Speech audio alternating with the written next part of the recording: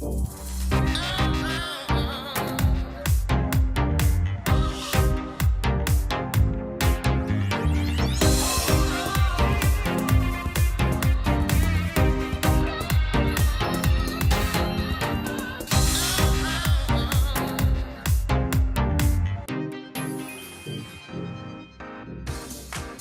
everyone, I'm Chrissy B and you're watching the UK's only TV programme that's dedicated to mental health and well-being, The Chrissy B Show. So we're covering a few different things today, but all with our usual underlying tone to share inspirational content with you and give you tips and advice for a happier and healthier life. We start with special guest Richard Stewart, Director of Student Life, a multi-award-winning lifestyle project created by students for students. He's joined by Tommy Curry and Leanne Arnold to talk about their mental health journey. Then following on from our guest experience, we go to Psychologist Dr Audrey Tang talking about how to prevent trauma in your child or teen years from affecting your future. Then it's news correspondent Helena Chard in this week's A Helping of Happy, which brings positive news to your screens. We also have beauty expert Sanni Sorma with tips on how not to waste makeup but make the most of it. And Dr Rob Hicks will be answering your medical questions in this week's Doctor's Answers. And finally, we welcome back our resident nutritionist Hannah Richards to tell us about a good cause she supports called the Felix Project. Now this project collects fresh nutritious food that cannot be sold and delivers it to charities so they can provide healthy meals and help the most vulnerable in our society.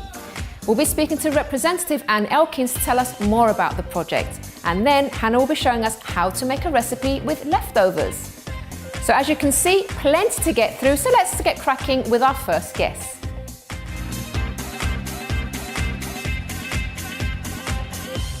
Welcome to the show, guys. Thank you. So nice to see. We have Richard, Leanne and Tommy with us. Yep.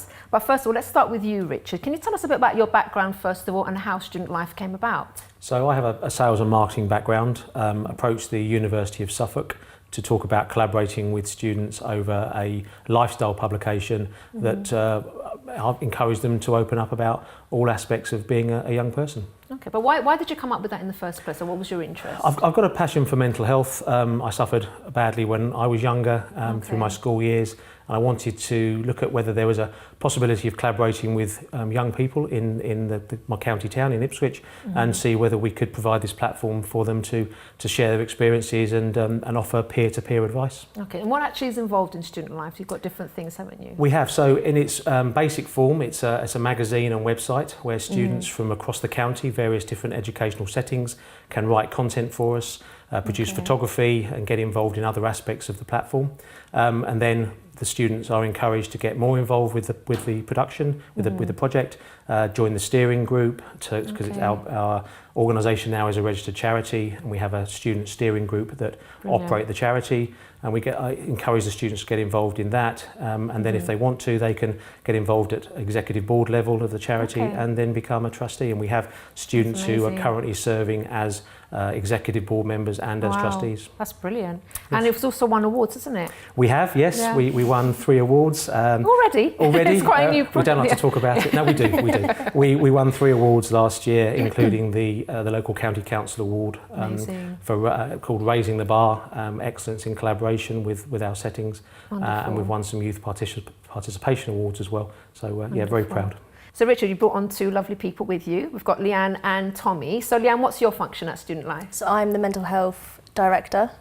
Yeah, and there's a reason for that, isn't there? Because you've had your own mental health story to tell. Can you tell us about that? Okay, so when I was younger, I started self-harm.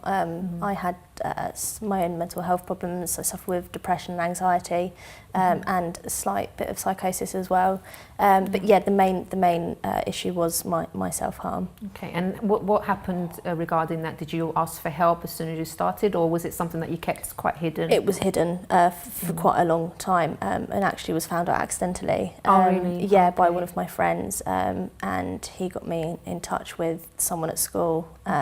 It sort of went from there. It did spiral out of control quite a lot. Why was it you didn't tell anyone? I was ashamed. It was something that I was doing that wasn't spoken about. It wasn't normal as such. So I didn't tell anyone. I was frightened to tell people. And my dad found out, and then that's how I got help. Okay. Are you glad that, you know, it was found out and that, Yeah. you know, when that first time when you actually opened up about it, how did that feel? It was so scary. It was really Yeah, I can scary. imagine. But the more I spoke about it, the more I saw that the people around me accepted it and tried to understand it themselves. Yeah. And then obviously that led on to me getting the help that I needed. Yeah. And how are things today? Things are really good today, Yeah? thank you. Oh, wonderful. I'm a couple months short of qualifying as a mental health nurse Amazing. myself, so yeah. Okay. How does it feel now to be able to give back in this way through student life? Amazing. It's just, it's a negative situation and I've taken a positive from that, and my experiences I'm now using to help other people, and that's what student life's all And you really about. understand people now, don't you, what they go through and everything. Amazing. Let's hear from Tommy as well. So what's your journey? Well, I'm an executive director as well with Student Life. I dabble in a bit of this, a bit of that within the project, but one of my main things is I'm one of the leads on our anti-bullying campaign that we have running through. And you were bullied yourself, were you? Yes, I was quite heavily bullied, physically and verbally. In the beginning, it was sort of just innocent. I thought it was based around my nationality. I'm from America. It's a little bit different. You know, I would go home with bruises down my arms, bruises down my back, and I would make sure that my parents just thought I was clumsy. I would hide it, as many people do. Things carried on, just got worse and worse and worse until eventually I broke and something had to change. So this was at school that was going on? Yeah, it was on the bus rides to and from school mainly. Wow. There's some bits at school. You know, I even had some teachers would make some stereotypical remarks towards me. They obviously just thought it was joking, but So it wasn't just physical abuse? No, it was physical and verbal. Yeah, okay. Wow. I was isolated very heavily, and that led to me looking for other outlets to try and get some sort of positive attention, and that caused me to send out some explicit photos that maybe I definitely shouldn't have done. But because of my dad being an ICT teacher, I knew exactly the route I had to take, contacted CEOP, worked with the police, and I'm here now. Wow. And in all of that, Tommy, what would you say was your lowest point, and how did you pull yourself through that? I would say probably my lowest point was when I decided something needed to change. So I moved to school because I didn't want to be in that environment anymore. There was too many things that reminded me of what was happening. At the same time, my dad was diagnosed with final stage cancer. And it was after his first operation when he said to me that every superhero has to get knocked down before they get back up and kick ass. Very American thing to say, but very nice. it really, it really touched me, and now I live by that, and I look back and I think every negative thing that I've been through, I've gained something positive from it.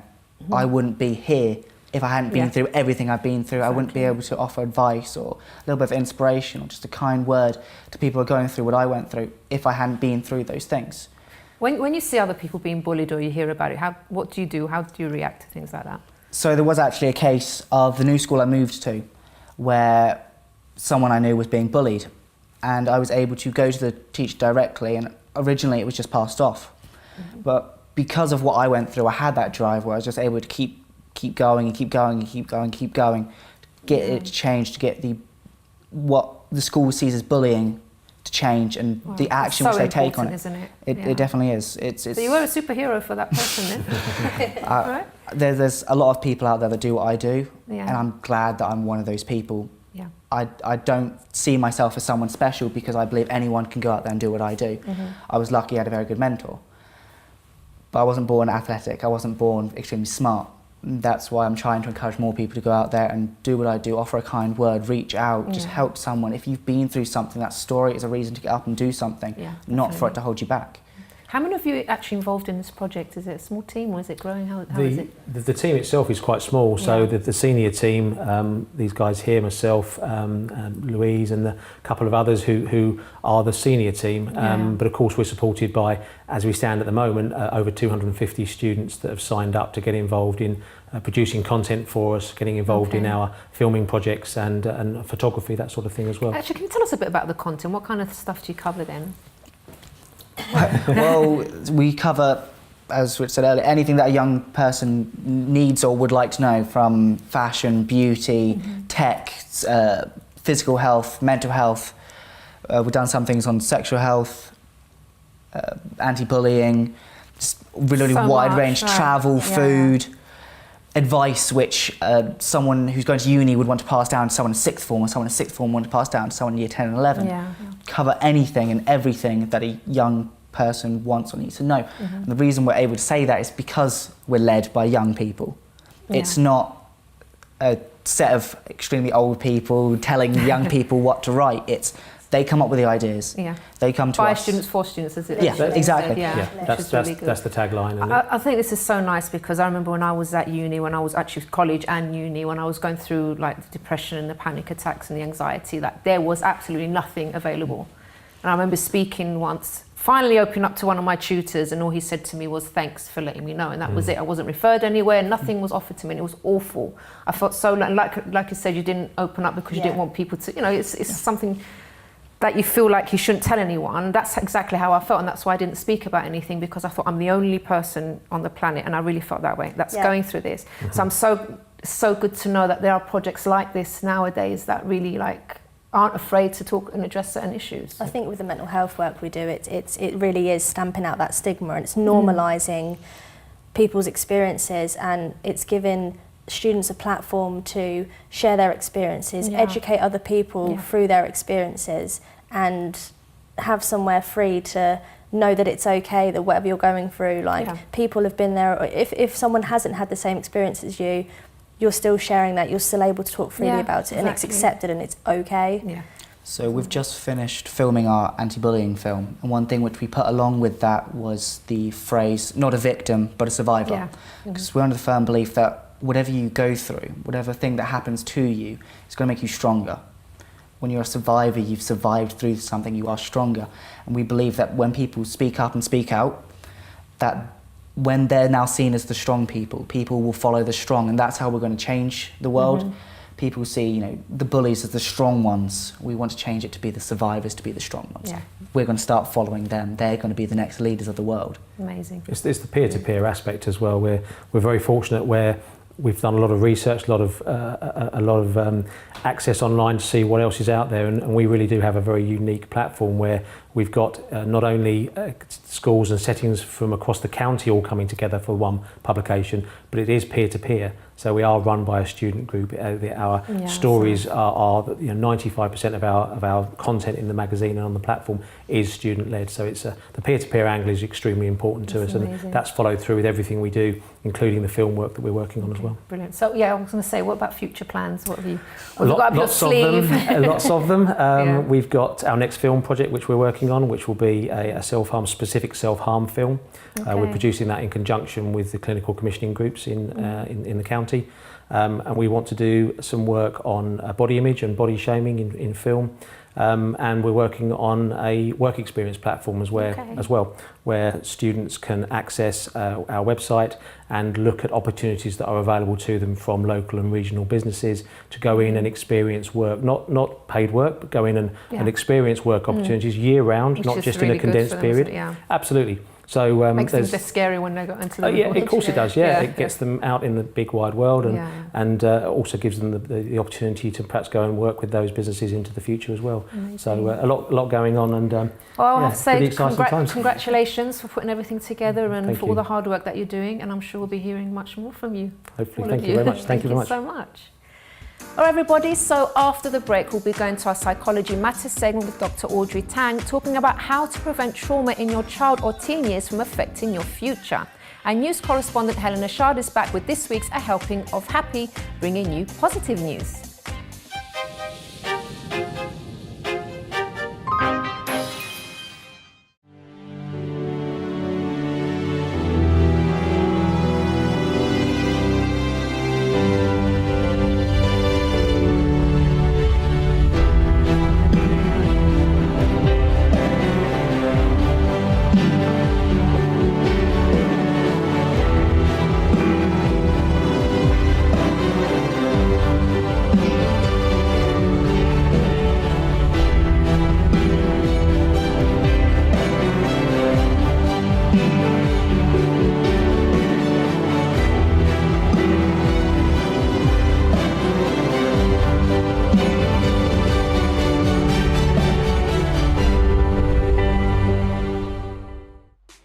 I decided on a dance because dance crosses all barriers. It's very inspirational and it sort of let out the feelings of mental health. The dance helps you express yourself and your feelings, and that you can tell someone about how you feel, except from being scared. It actually aims to encourage people to open up and get the help that they need without the fear of being stigmatised. You can express emotions through the dance. Everyone should have the right to feel happy. Good morning, are you excited about today? Today we are at Brookman's Primary School. I'm here today with years 5 and 6 at St Michael's Church of England School in Bishop Stortford. Hi everyone, today we're here at Hillingdon Manors School. MHD Challenge, Mental Health Dance in Studio 68. This has been Hendon School for the MHD Challenge. Today we're at Oxford Primary School to do the MHD Challenge.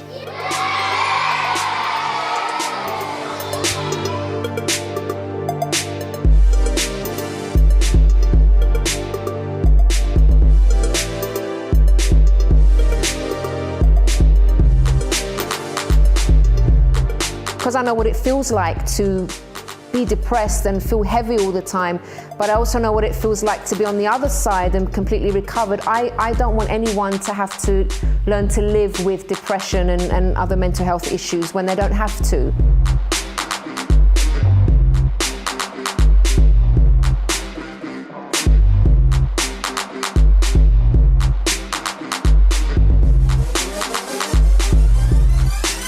It doesn't matter where you're from, who you are, your age. Everyone can get involved in dancing. No one necessarily remembers their best maths lesson that they've had or their best literacy lesson, but I think they'll remember their best mental health dance challenge that they've had. What did you think of the dance when you first heard of it? I thought it was going to be amazing.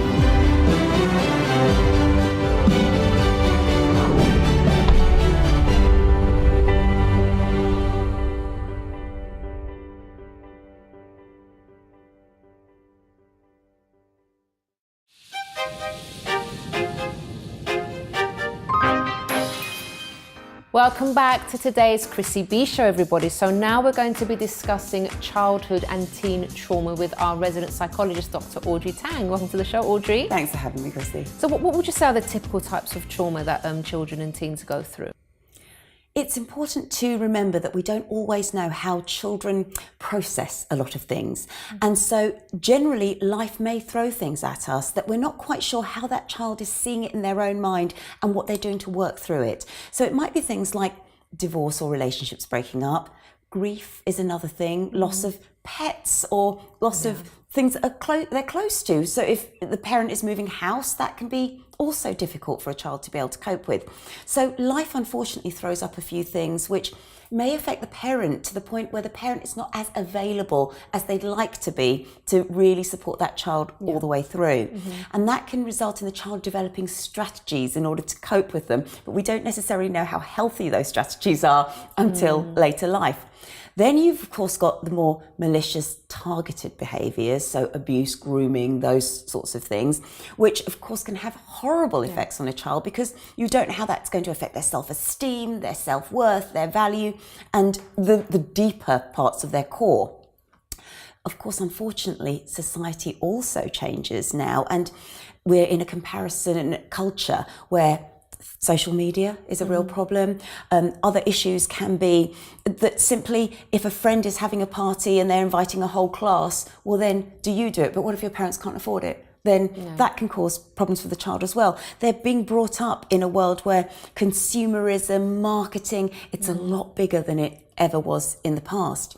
And on top of that, we can also affect a child by not validating how they feel. Now, no one means to affect them in this particular way, but it might be something as simple as an adult, we know a child may fall out with a friend and then the next day it's all blown over and it's absolutely fine. But in saying to the child, oh, don't worry about it, it will all blow over tomorrow, we haven't actually validated what that child is feeling right now is real. And it's a big deal for them. It's painful, yes. And what they might then begin to think is, oh, so my feelings aren't important. And again, this can build up survival strategies, and one of those might be, oh, I ought not to express my feelings because they're not worth listening to or they're not worth exploring.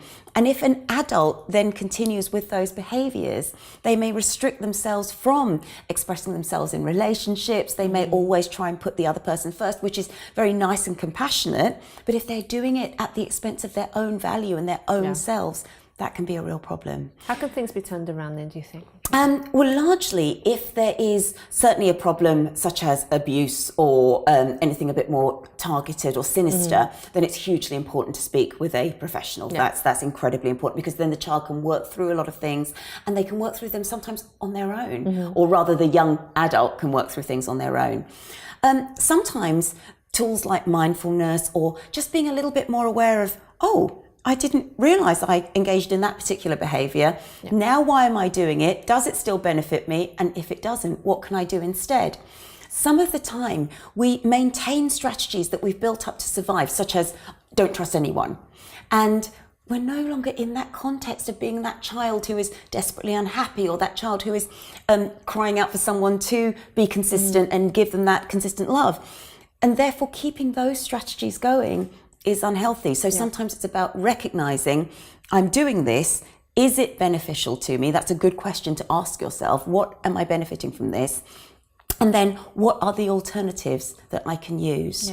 Unfortunately, we can't shield as much as we'd love to protect people and children, and we ourselves might wish to protect our own children or people we care for from heartache or from breakups or from the natural cycle of life, which of course brings death as well.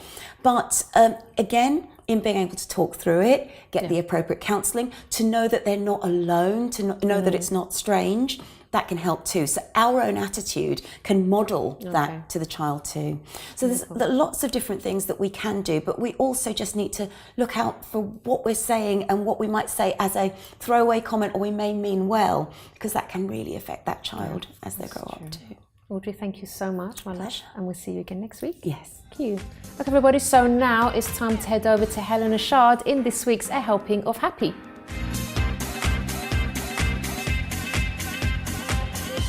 Welcome to the show, Helena. Thank you, Chrissy. So do you have some positive news for us? Yes, I do. Brilliant. I do. We want to hear it. So, starting with the Prince's Trust. So the Prince's Trust, well, actually it's not about the Prince's Trust, it's about a lovely lady, a very inspirational lady. So the Prince's Trust instills self-belief in 11 to 30-year-olds. So they obviously can be the best of themselves and help with business and various things.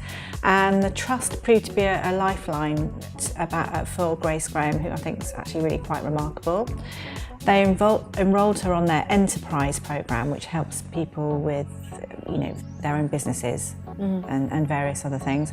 And with her family and their help, she's now a great role model and a real successful businesswoman, which is great. She has had to overcome huge obstacles to get there. So we'll talk about the business in a little minute, but I was listening to a talk on Happy Place, which is a great podcast, Fern Cotton, and she shared her obstacles. Running through it, she didn't feel loved when she was younger. As a result, she had a relationship with a much older man, a bit of a father figure, who was very, very abusive sexually and mentally. She eventually, because this went on for a long time, managed to work with the police, and he's in prison now for 13 years. So she was very strong to do that. Unfortunately, found a lovely guy who was shot dead after that. Oh, wow. I know, I mean, what are the chances?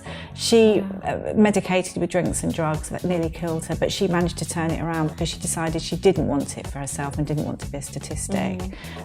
Was in rehab, spent a long time on her own, and really was just finding herself. So obviously then the Prince's Trust helped her.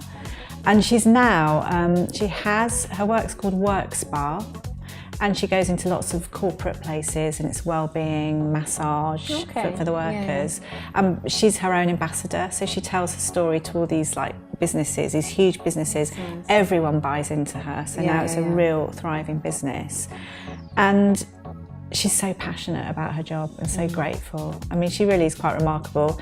And also big congrats to her, because she's won the Regional Prince's Trust Award, but also the National Mapping and Web Young Ambassador Awards, which is a really big achievement. But it's just, I love sharing sharing stories about people like that. It's, you know, there's light in the dark. So that's really, the whole ethos of the show, isn't it, really? Like overcoming your past and things that you've been going through. Absolutely. Something that I found quite funny, so daytime naps are a real thing of now. And what's so funny is, can you imagine if we were at work, you know, years ago, we would have been seriously reprimanded for sleeping. I mean, it's just not, it wouldn't be done, would it? But there's now a study which is called Sleep, and it's been published. Apparently 10 to 15 minutes nap can increase alertness and boost cognitive performance by nearly 3 hours. That's really good. It's huge. It's amazing. The thing is, people isn't it? take the mickey though sometimes. Don't Well, they? Like, maybe yeah. But actually, if they use it properly, big companies are really buying into it now, like Google, Ben & Jerry's, Uber, Zappos, and they have dedicated nap spaces. Oh, that's good. Which With is your really timers good. on. Yeah, I don't 10 know about minutes that. is But and now even fitness studios are like tuning into it, and there's napper sizing classes. Where you have like pillows and maps and you sort of roll around and sleep. But this reminds me of when we were young. Do you remember being young? I remember, we used to have our, I remember being, was it primary school? I can't remember infant. We used to have our little bottle like this of milk, and then we would sleep on the mats, everyone in one room. It's quite nice. Exactly. It's the same thing, but now people are paying to go to these napper sizing classes. Well, it's cheaper than something else I saw on the news, because it was this guy that kind of done this like sleep hotel. But it was really expensive for like people that just wanted to sleep during their lunch break. Yeah, like these little hotels, but it's just like literally just little cubicles that people can just go and sleep during their lunch break if they're at work. But it was just really, really expensive. I think if you can do it in a fitness class, it's a lot cheaper. Yeah, absolutely. But I mean, moving on to something similar now, that students are allowed to nap at schools as well. They have sleep pods. Yeah. And NBC were doing some research, and it was in the Mexico high school where there were sleep-deprived students, and they literally would go off for 20 minutes for a nap. That's really good. But it's not just Mexico. I mean, I think there was something like 30 different countries. I think there was somewhere in Manchester I heard of. So, I mean, I think that's fabulous. It just makes me laugh. Someone that would say that doesn't get enough rest like you, Helena. Yeah, feeling quite tired. It seems quite appealing. I wish I could nap more. Well, I have lots more news, but I'm not. We don't have think time. we have any time. Maybe next time. Yeah. Thank you so much, Helena, my darling. Thank we'll see you again See you next time. Thank you. All right, everybody, so after the break, we have on Sanni Sorma with tips on how not to waste makeup, but make the most of it. And Dr Rob Hicks will be answering your medical questions, including this one. I get nosebleeds even when sleeping, and if I get stressed, what can I do? Find out after this break.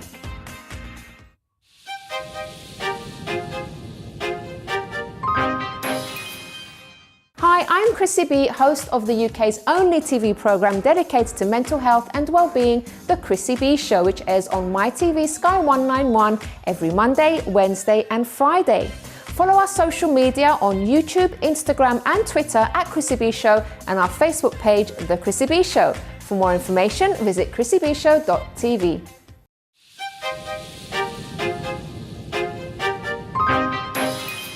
Welcome back to today's Chrissy B Show, everybody. So now it's time to head over to beauty expert Sanni Sorma, who'll be giving us some tips on how not to waste your makeup.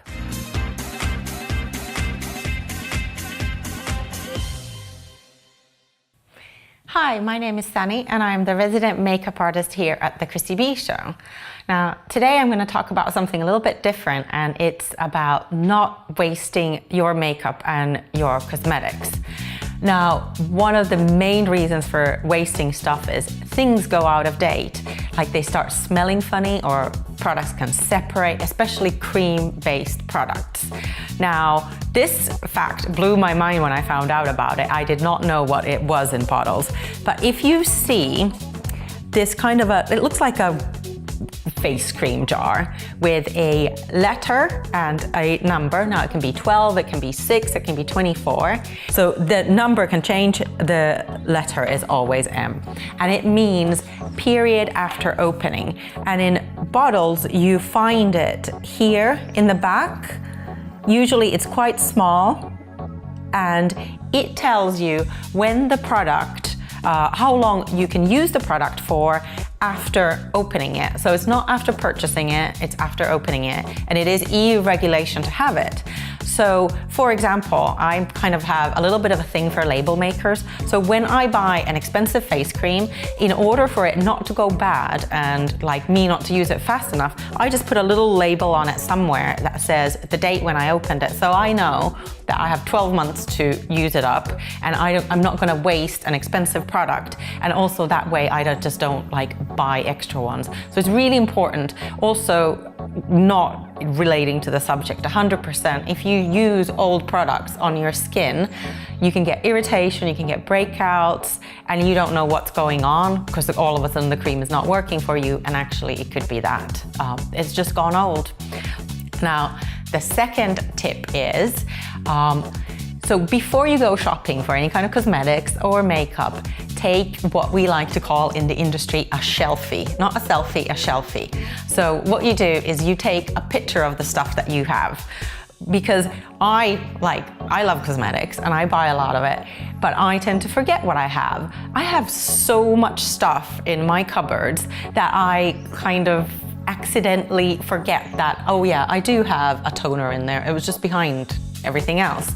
So if you take a little picture of what you actually have in your bathroom or bedroom or wherever you do your hair and makeup, you'll actually avoid mistake purchases and hopefully not buy same things twice. Now, this is an actual real life example. My next tip is about using products for something else if it doesn't work for the thing that you bought it for. So this is a really big bottle of face cream, and I bought it. It was expensive and it didn't really work for me very well. It made me break out. So instead of using it as a face cream, I've taken it as I almost used it up now. There's almost nothing left. I've taken it as a very luxurious and expensive hand cream. I don't really use it on my legs. I feel like it's way too expensive for that. But I now use it on my arms and hands, and it really is an amazing cream. So that way it's not going to waste. I've already paid for it, so might as well use it. Another thing that I find a great little tip is hair conditioner. So if you have hair conditioner that you don't particularly like, or it weighs your hair down, or you just don't like the scent of it, hair conditioners are absolutely fabulous for using to shave your legs or your armpits or whatever you might be shaving. Men can use it on their face. It gives the right kind of slip for your skin, and you necessarily don't even have to use one that you don't like. I actually just got this tip from Chrissy while doing her makeup. She says that after she's put conditioner on her head, just before she rinses it, she just takes a little bit out and puts it on her legs, and that way you can use it kind of double duty. But that was from Chrissy herself. And my last tip on not wasting makeup is actually, I'll talk to you a little bit about a charity. So there's a charity called Give and Makeup. We've got the URL here for it, and you can donate little used makeup and cosmetic items. It is a charity that will distribute these cosmetic items to women's shelters. So it's really, really worthwhile. If you've bought stuff, if you've used half a shampoo bottle and you're not going to use it again, you can donate it to women that are in need. And their rule of thumb is, if you would give it to a friend, you can give it to us. So this is an initiative that was started off by the beauty blogger Caroline Hirons, and I really, really think it's an amazing thing. I've tweeted about it before, and I have donated a lot of products to them, so I really love it. So that's all for this time. I hope you learned some useful tips on how not to waste makeup, and I'm going to see you again next time.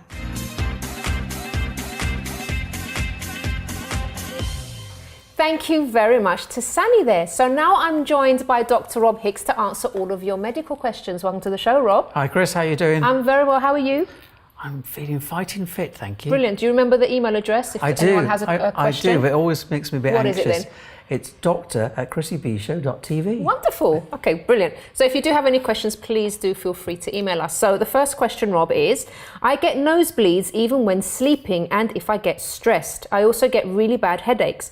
What can I do because I'm tired of it? It's not serious. I'm not surprised. I know. The person's tired of it. I mean, Yeah. not only is it a nuisance, but think of all the laundry. If you're bleeding onto a pillowcase, overnight and having to do extra laundry. Mm-hmm. If this is a frequent problem, and it sounds like it is, then the first thing you need to do is get this checked out. Because what's interesting, with your doctor, because you talk about headaches and you talk about the nosebleeds, and those two problems may actually be linked. So, for example, high blood pressure for some people causes headaches. And can also cause nosebleeds. So that's one good reason for getting it checked out.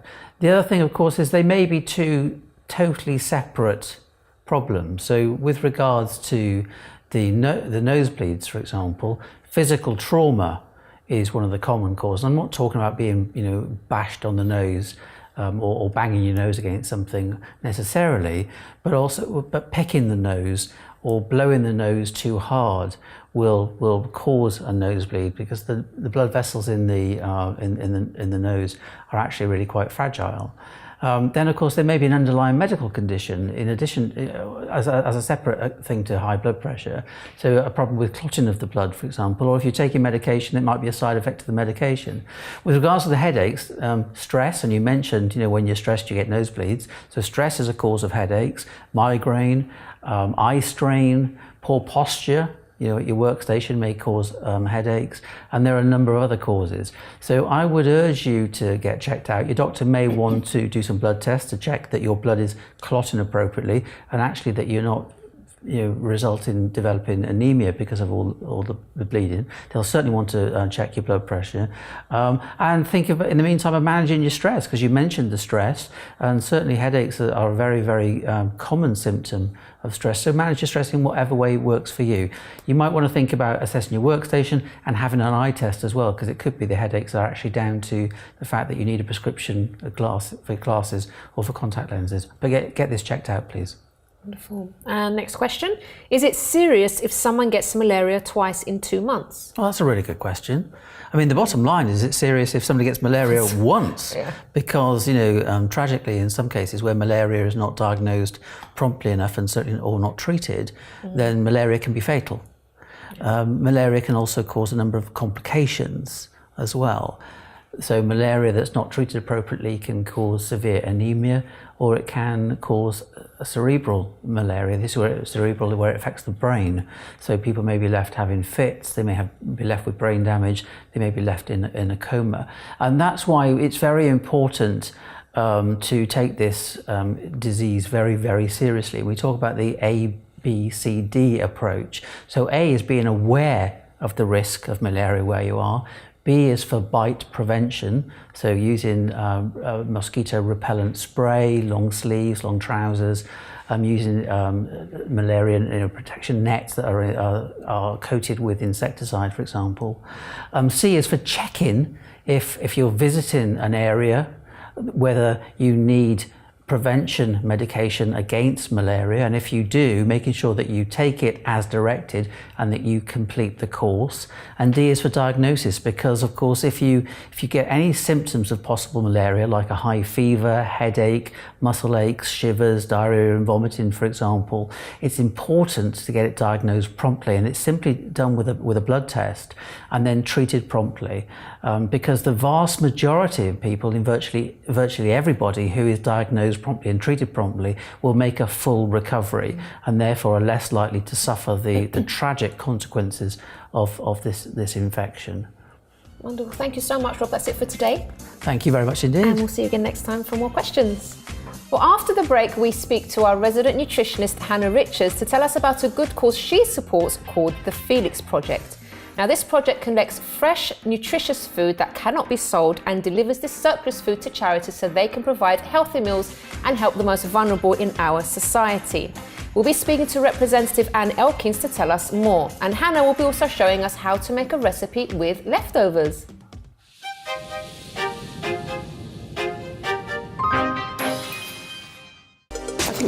Everything that raises awareness is brilliant, and this is great because it's so outwardly shown. People can see them dancing, everybody learns to dance, it's brilliant. So it just, I think, is another way that we can bring mental health into conversations and help people to kind of tackle this topic.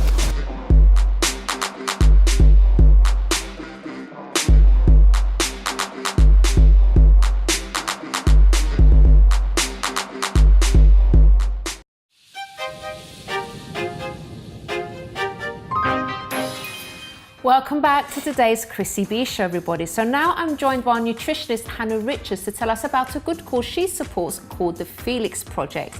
Now this collects fresh, nutritious food that cannot be sold and delivers the surplus food to charities so they can provide healthy meals and help the most vulnerable in our society. And she's also brought on Representative Anne Elkins to tell us more. Welcome to the show, ladies. Thank you. So let's start. Well, we'll start with Anne today, first of all, and then you can tell us what it's like to actually volunteer for this lovely project. Absolutely. So Anne, tell us about the Felix Project. How did it come about?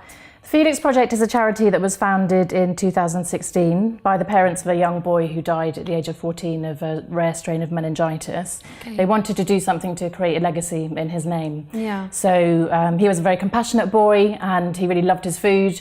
And they came across this project in Oxford called the Oxford Food Bank and thought, right, that's what we want to do, but we want to do it in London. Okay.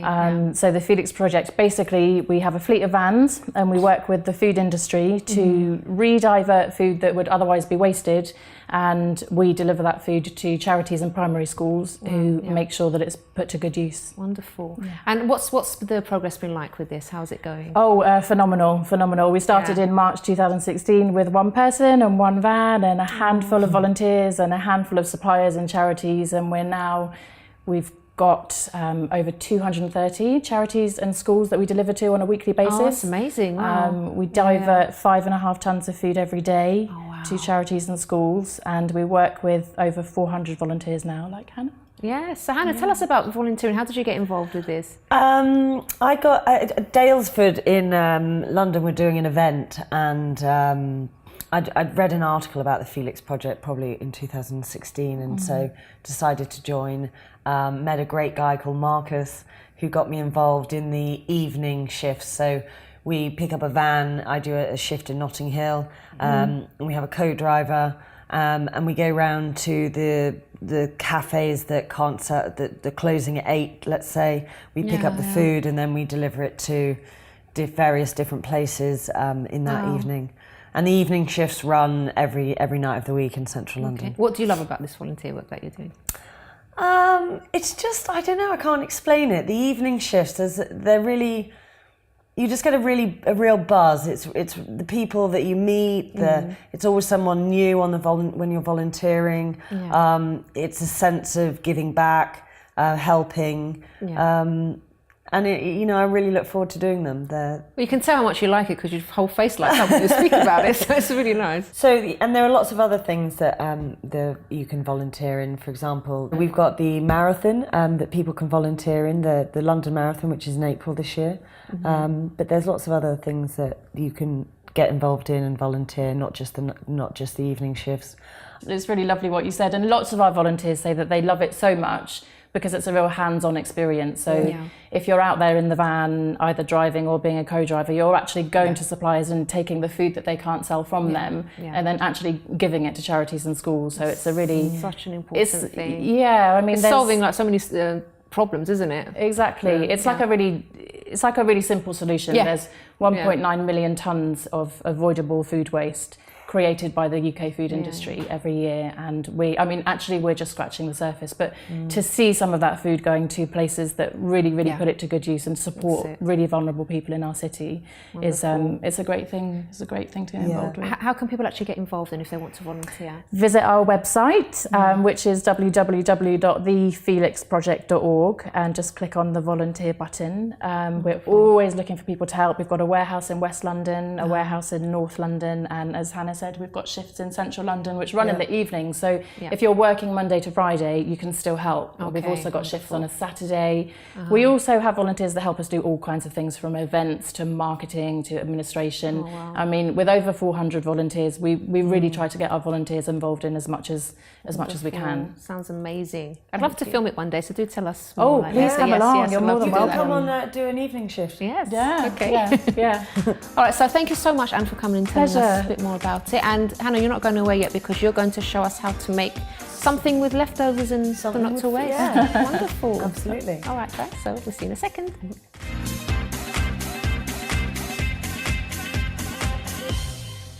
Okay, Hannah, so what are we making then today? Well, today, Chrissy, we're going to make some kale snacks. So you know when you do your cold press juicing and you end up with all this is the pulp from the cold press juice. So this is kale, and it doesn't yield a lot of juice because it's quite thick and it's quite bitter. But so I've done a whole bag of kale and parsley, and then this is the leftover bits. Okay. So they're really simple and easy to make. I'm going to put this in the blender and then add some little bits and pieces. And I'm going to ask you to cut the broccoli stalk just in, sort of disc size, 1/2 centimetre. This is a very tiny blender, but it's cute. I love it. It's cute, baby blender. We should be able to get everything in. So this is a bunch of kale and a bunch of parsley. I'm going to add some ground flaxseed. And this is just to add flavour to the cracker and to thicken it up as well. So I'm going to put 2 teaspoons of that. A little pinch of sea salt, any sea salt, Celtic sea salt, Himalayan salt, pink salt, whatever takes your fancy. Here we've got some nutritional yeast. Again, it's just a bit of a thickener. We've got some chia seeds. Let's just move that out of the way so we can see well. Some chia seeds. You could use sesame seeds, you could use poppy seeds. Again, it's just sort of to add. And then a little bit of water. So just to make sure it blends well together. So you'll probably just have to sort of see the consistency when you're doing this yourself to see how much water you'll need. Okie dokie, so lid on.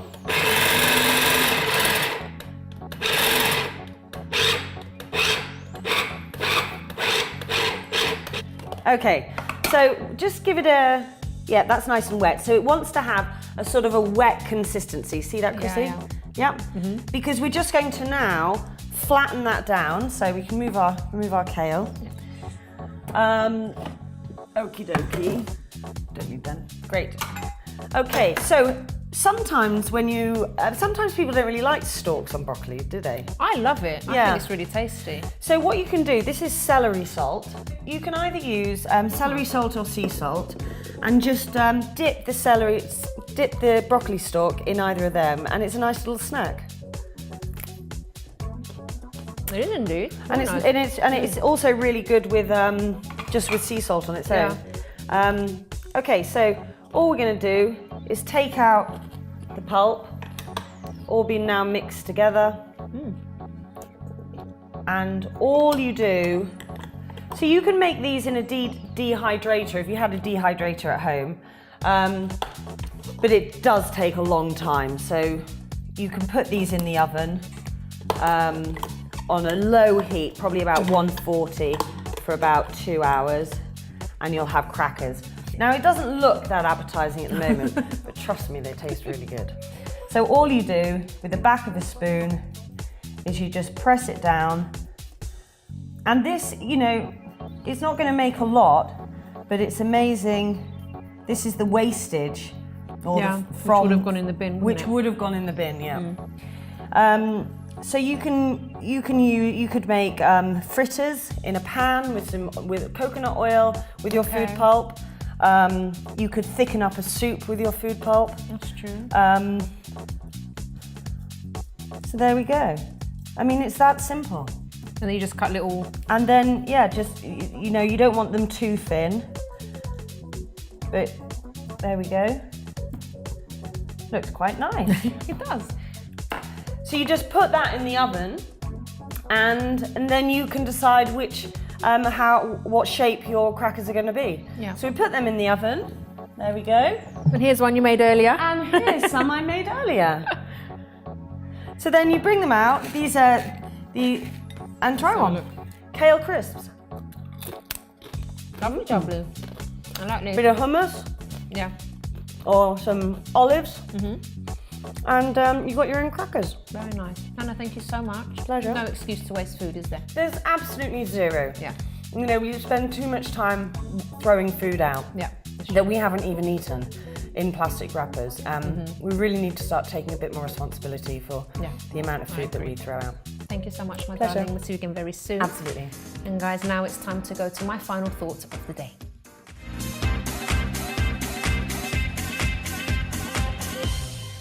Thank you very much to all my guests that we've had on today's program, and we've certainly had a lot of laughs behind the scenes as well. Now, there is something that I'd like to comment on from today's program, where we were discussing childhood trauma and, you know, anything that basically you've been through in the past. Many times, things that you've been through in your past can't just be swept under the carpet. As much as we like to kind of push these painful thoughts aside and we don't want to deal with them, they do actually tend to keep popping up and affect us and our behaviour.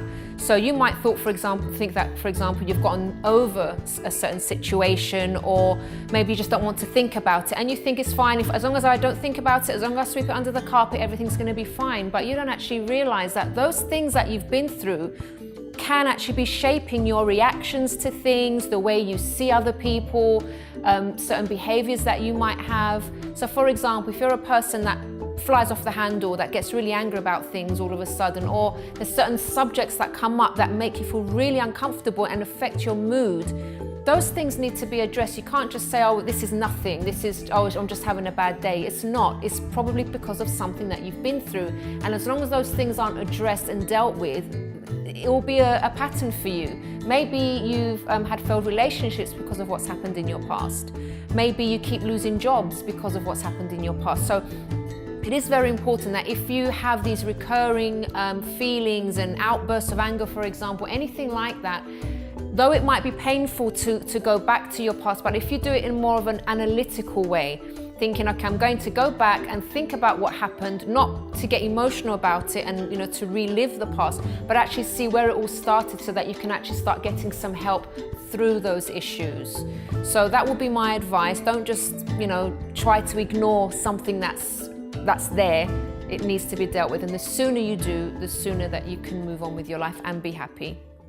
Well, everyone, we have reached the end of today's program, but if you have a story that you would like to share, please do get in touch with us by emailing us on info@chrissybshow.tv. You can also tweet or Instagram us @ChrissyBShow, or leave a message on our Facebook page, The Chrissy B Show. And if you'd like to know more about my mental health journey, visit mylifeafterdepression.com. Till next time, bye for now.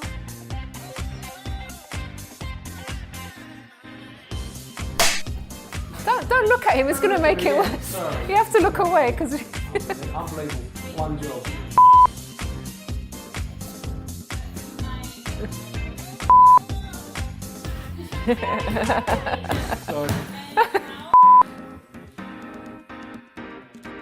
So now we are in our... Where are we?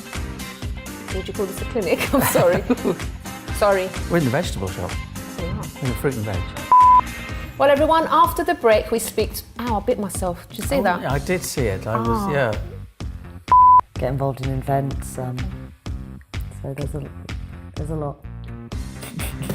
That's why I was like... Or you can run in the big half if you like, which was 2 weeks ago. Yeah, exactly. You look really enthusiastic.